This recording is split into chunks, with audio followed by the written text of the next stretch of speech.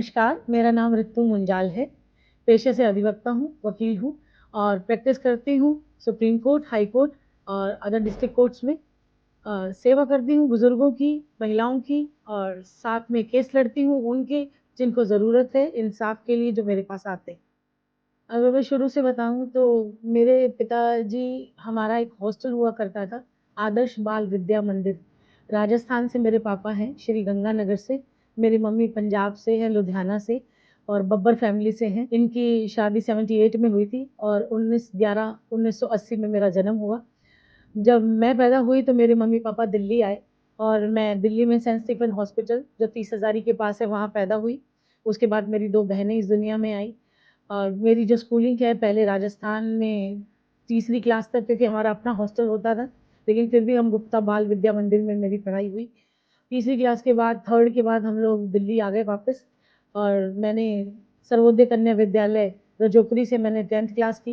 8th class मैंने हरियाणा से की। हरियाणा में गुड़गाँव में हम लोग पहले शिफ्ट हुए आके और शुरू से ही पढ़ाई में ठीक थी, तो मुझे स्कॉलरशिप मिली। 8वीं क्लास में ही मेरा नाम अखबारों में आया। इसके बाद मैंने दिल्ली यूनिवर्सिटी में एडमिशन लिया। मेरे पापा सख्त खिलाफ थे लड़कों से बातचीत करने में। 3 बहनें थी हम लोग, तो पापा चाहते थे कि लड़कियों के कॉलेज में एडमिशन हो। तो मैं दिल्ली यूनिवर्सिटी पहुँची तो पापा ने कहा कि लड़कियों के कॉलेज में जाना है, इसलिए मुझे मैत्री कॉलेज में एडमिशन मिला और फर्स्ट ईयर में ही मुझे डिबेटिंग सोसाइटी की प्रेसिडेंट बना दिया गया।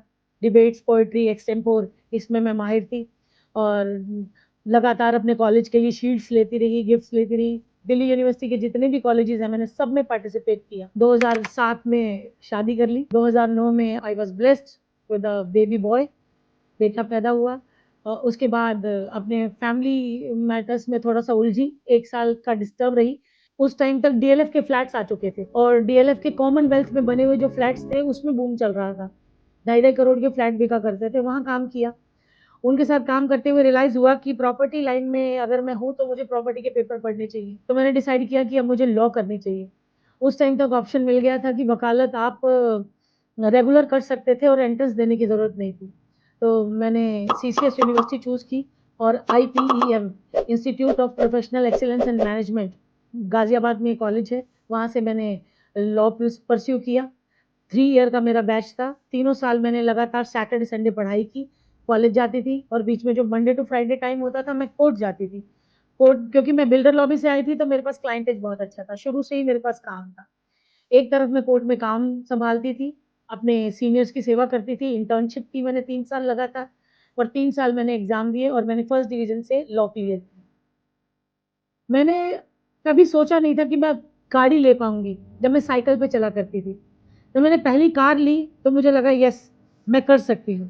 फिर मैंने धीरे-धीरे जब अपने आप को आगे बढ़ते हुए देखा, मैं दुनिया को देखा करती थी कि वो गाड़ी जा रही है, वो लड़की आईएएस है या आईपीएस है या जिन लोगों को मैं आगे अपना इंस्पिरेशन मानती थी, लेडीज़ को, बड़े-बड़े लोगों को देखती थी, सोचती थी शायद मैं कभी इस लायक बनूँगी या बन पाऊँगी और उम्मीद करती थी खुद से कि परमात्मा मुझे इतनी शक्ति देना, इतनी ताकत देना और मेरी काबिलियत को इतना निखारना कि मैं कामयाब हूँ और इस लेवल पे पहुँचूँ। और आज मालिक का शुक्र है कि परमात्मा ने सही जगह बिठाया हुआ है। मुझे जो भी देख रहे हैं और सुन रहे हैं उनको मैं इतना निवेदन करूँगी कि हमेशा कानूनी पॉइंट से और कानूनी दाँव-पेचों से अवेयर रहिए। कानून को जानना बहुत ज़रूरी है और कानून के प्रति जागरूक रहना हर इंसान का राइट है। आज की डेट में अपनी जो नई जनरेशन है उससे ज़रूर कहूँगी कि आप कानून को समझें, कानून की धाराओं को समझें और समझते हुए, सोचते हुए अपनी लाइफ़ को लीड करें।